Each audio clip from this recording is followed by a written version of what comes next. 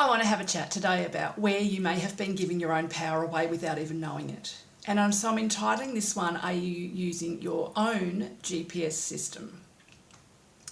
If you think maybe you need some help in pointing out the places that you may have been giving your power away, this video may be helpful for you, and it may give you some food for thought moving forward in the world as to all the ways that you may be able to claim that back and open up your mind and change how you operate in the world to give you a better life through the chaos.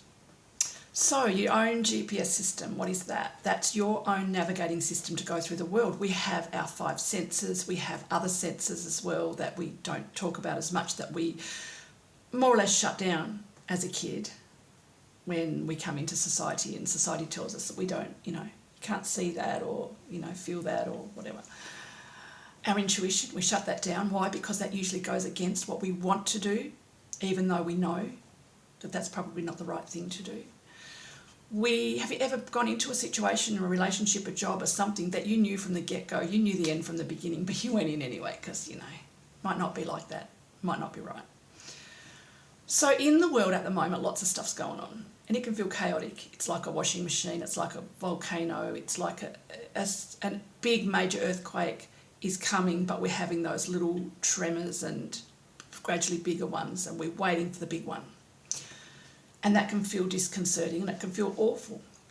What I'm finding though with all of this stuff is that this is where we find out whether we are using our own GPS to navigate our life and build our life, or we are using somebody else's.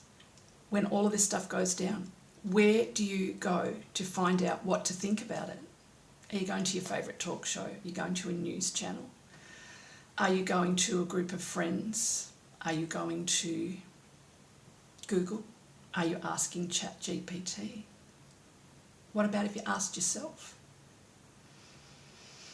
If you are going to all of those people, all of those things, before deciding on a decision for you about what's happening in the world and what to think about it, then chances are you've been giving your power away for most of your life. That you've been letting the power of everybody else's thoughts and whatever inform your decisions and choice that you think is yours, but it's coming on the back of other people's interpretations of what's going on, what to think, how to move, what to do. We all have a different lens. We all grow up with different places. We can all grow up. We can have 5 people grow up in the same house with the same parents and come out with completely different ways of thinking and doing and interpreting the world. Birth order, I don't know, all sorts of things can affect those filters, that those 5 people may have lots of similarities, but they have differences, right? I can remember thinking for myself early on in my life, in childhood, and voicing out some of those things and being told quite frankly and honestly and in no uncertain terms that you're a weirdo, that's weird, people don't think like that, what the actual, and so I used to shut that down. And so I would scan the environment and I would check in with a few people before making decisions, right? And then that just became a thing. I let my circumstances around me be informed by other people's interpretations of those circumstances around me. Are you with me so far? And you just carry on and you just carry on and you just carry on, and then you just live the life and you put your trust and your power into people. I let people speak into my life about stuff. They were the experts, right? They knew. Little did I know. They didn't know my life, right? At that point, I didn't even know I had a GPS system. I'd forgotten all about it. Flash forward to my awakening in 2017, 2018, when I realised just how much the world was informing my decisions, my choices, my thoughts, my views, and how very few of those, when I got down to it, actually agreed with me and my core values or systems. I had to unpack all of my beliefs around every single area in my life, right? Every area. And it was tricky, because I had to grieve the fact that I had given so much of my power away to people to do the things that they thought were best, to let them tell me an outcome of something and that made me follow that outcome when I could have had perhaps completely different outcomes from lots of things. I'm not going to talk specifics here, there are too many different things, but if you think about it and think about some of the ways and things in your life that you've done that in your core of core, when you really let that happen, you knew that they weren't for you, but you didn't want to be weird, you didn't want to be the outcast, you didn't want to be the one that was pointed out because everyone in your group points out people who do something different. You don't want to be that. You don't want to be that. All of those things. Fast forward that into now, what I learnt from realising that I was letting everything around me inform my choices and my thoughts and my interpretations was that I didn't know how to think critically. And I found people who taught me how to do that. So for probably 2 or 3 years, I was simultaneously dismembering my life and rebuilding it with new things, right? Some of the things that I found these people would talk to me about were really handy, and I'm going to do a separate video on some of the things that you can do to enable your own critical thinking and to strengthen it and to see all of those sorts of things. But this video is not about that. I will do that one later. So what's happening in the world right now? The biggest thing that's coming from this, in everything that's going on, that's been happening in the first 5 years of the 2020s, or even a little bit beyond, and before that for some people, but I'm talking in the general thing of from the 2020s to 2025, is that people have been suffering from cognitive dissonance because the math ain't mathin' right now. And so many things are happening in so many different ways that we were told wouldn't happen. And there's so much conflicting information out there that seems to be at odds with each other, but seems to be able to exist simultaneously at the same time. What people are really realising now is how much they've given their power away and how they weren't driving with their own GPS system. That in itself, it's a level of grief that you'll feel that is, I can't explain that in words. The ways that you feel like you've let yourself down, the ways that you feel like you shut your own self down, the way that you didn't realise there could be another way of thinking, another way of being, another way of living, another viewpoint you could take, another thing, that you even didn't have to weigh in on some things that you've weighed in on and put your ladder against a building that was not even for you, right? So we have a lot of people right now in cognitive dissonance. They have been in fight or flight for 5 years. They haven't even had time to grieve the life that they lost post-2020, right? I watched so many people's lives that they had planned out disintegrate, right? And I'm reminded too now of 2008 with the great economic crash and how so many people who were on the edge of their retirement and had everything planned out lost everything in that fateful 24 hours and the fallout that happened therefore.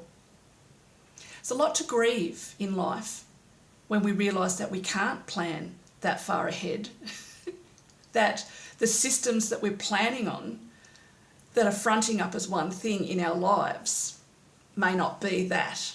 Or they may be that, but they may be so much more behind it. They may not be as firmed up as what we think. They may not be as sure as we think.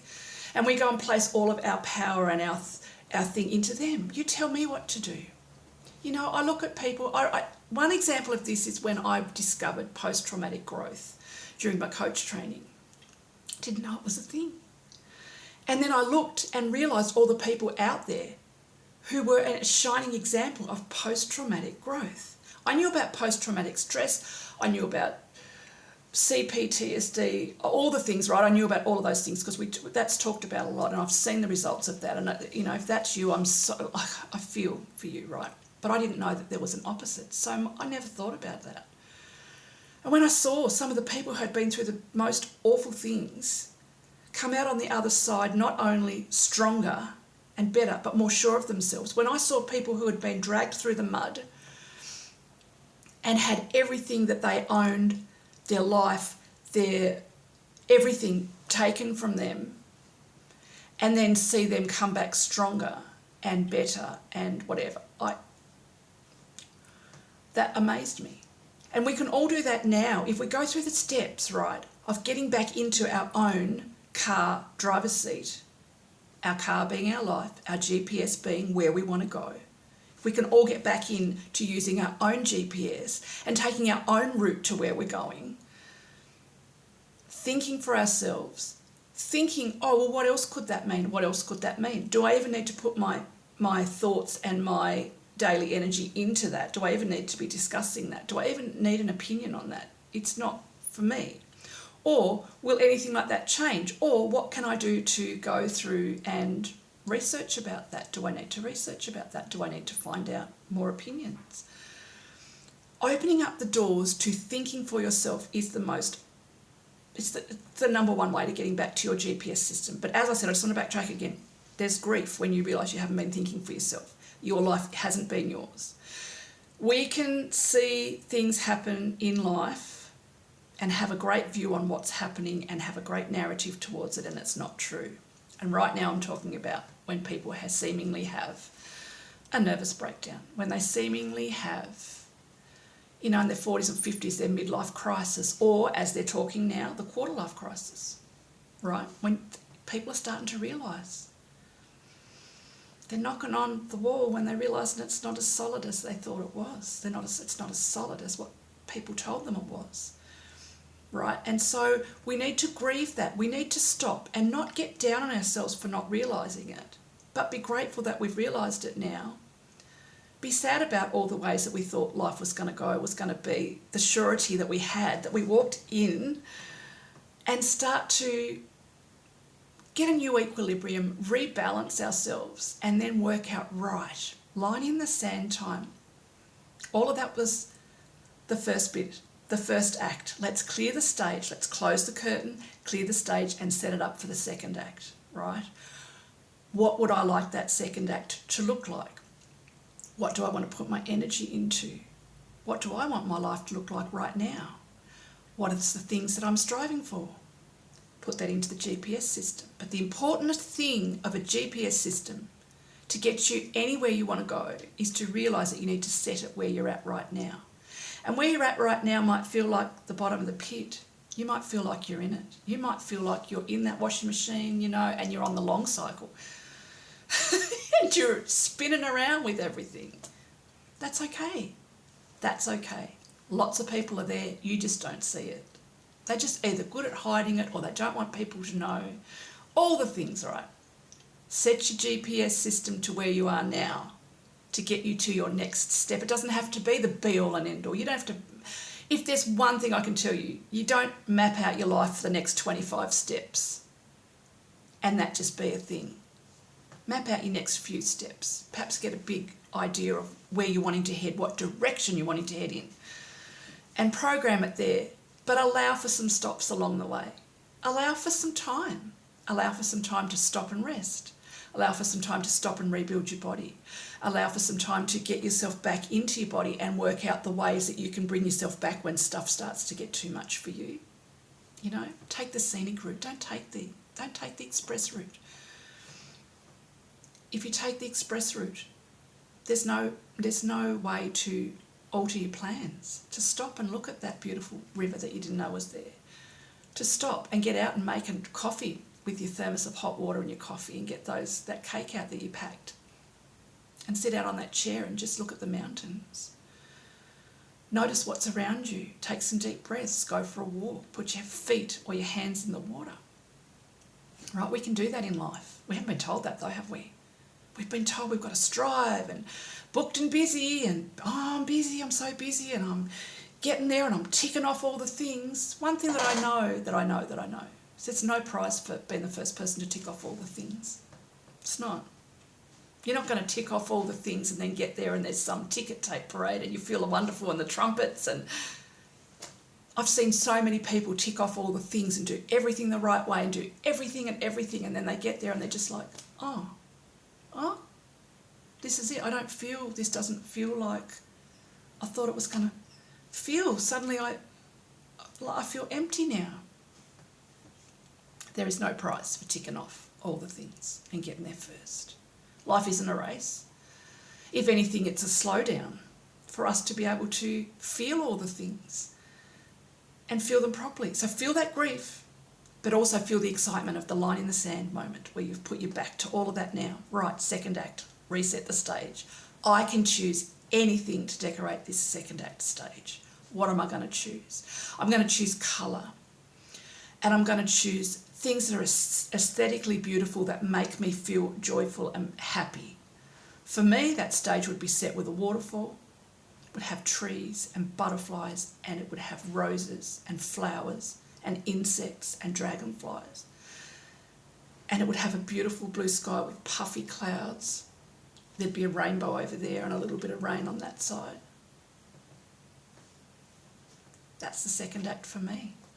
I want to get back into nature. I want to get back into feeling good in my body. It would have beautiful food. It'd have chocolate cake in the corner, just in case it's chocolate cake day.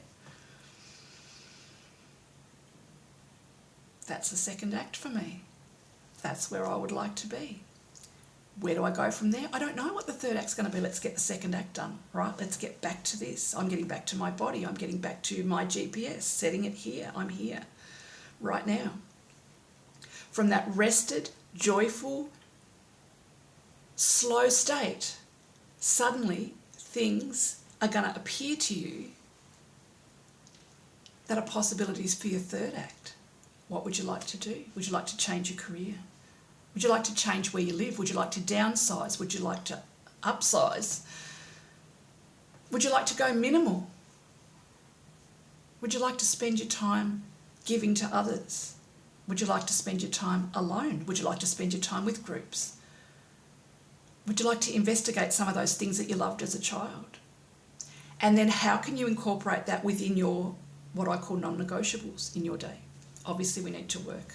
We need to pay bills. We need to shop. We need to spend time with those people that we've brought into the world because they didn't ask to be here. We chose to bring them in. We need to do fully those things. Maybe we're looking after our parents, right? Work out your non-negotiables and work these other things around them. And then maybe you can see how you could incorporate some of that into perhaps a new job or a new way of being, or whatever it happens to be for you. I'm just giving some examples of some of the things. You know, I moved from one side of the country to the other. I'm in Australia with just a car full of clothes and my husband's golf clubs, a few little mementos, and that was it. And we moved to the other side of the country where we knew two people. We didn't have jobs. We didn't have anywhere to live. Circumstances happened to be that we could do that, and so we did. And that clean slate feeling that I felt as we drove across the country, as we were in the middle of nowhere, as we could see forever and beyond at some points of the drive. We could see the night skies. We could see the changes in the trees and the birds and the flowers as we drove and drove and drove over that 5-day trip that we took. It showed me at 45 a whole new slate that was blank for the colouring in. And I want you to be able to feel that too, and you can feel that at any point. You don't have to make a big dramatic move like that or have a big catalyst moment for you to realise. I don't think I'm thinking for myself. I don't think I'm using my own GPS. I think I'm going where the crowd's going. I think I'm on that fast track to somewhere that I don't even want to go, but I'm on the fast lane now and I can't, there's no way to deviate from this track. There's always a way to deviate from that track, but you've got to make the decisions to do that though. You've got to admit where you are and that you don't want to necessarily be there. You've got to find yourself realising that you haven't been thinking for yourself, living for yourself, using your own GPS, and getting settled in that before you move forward. Now, I just want to say this, the world's in chaos and things seem to be crazy. And I don't see it changing anytime soon while we deconstruct the old and simultaneously grow the new, right? Destruction's loud, growth is quiet. And a lot of it happens in the foundations underneath where we don't even see what's happening. When we're growing our foundations, it looks like nothing's changing outwardly. When we're growing a baby, right, it might be 4 months before anybody else can tell that it's in there.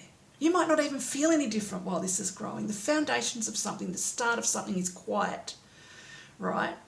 The deconstruction is loud. I just want to remind you of this. There are people who are becoming millionaires right now. There are people who are having their first kiss. There are people who are falling in love for the first time. There are people who are going out into the world with eyes full of wonder and living their best life right now. It's possible to do that in the chaos. You just have to come back to you. Work out what you want. Work out what you want your life to feel like. How you're going to set that stage for your next act. What it's going to consist of. Even what it's not going to consist of, right? There's some things that might need to go so that you can have that second act that you want, while then letting things come to you for what your third act could be. I'm doing things in my life now I didn't even know were possible at 55. 30-year-old me, even 45-year-old me, who was driving across the country 10 years ago, wouldn't even believe the things that have happened in the last 10 years, because I firmly set myself to my own GPS for the first time in my life. Think for yourself. Learn to think critically. Learn to think, what else could this mean? So many things have more than one meaning. Does it concern me? Does it concern me directly? Does it concern me now? If I don't find out the answer in 5 weeks' time, is it going to be impacting my life? No, maybe I just need to leave that thing then. Don't overcommit yourself. Don't overstimulate yourself. Don't overcommit yourself. And don't speak over your own voice, feelings and thoughts. You can get through this. You can not only survive, you can thrive in these times if you've got the right tools. Hope that this was helpful for someone. If you liked the video, please like it, share it with someone that might be helpful to, and if this is your kind of thing, please subscribe to the channel. I'd love to see you here in future videos. Take care. Love you.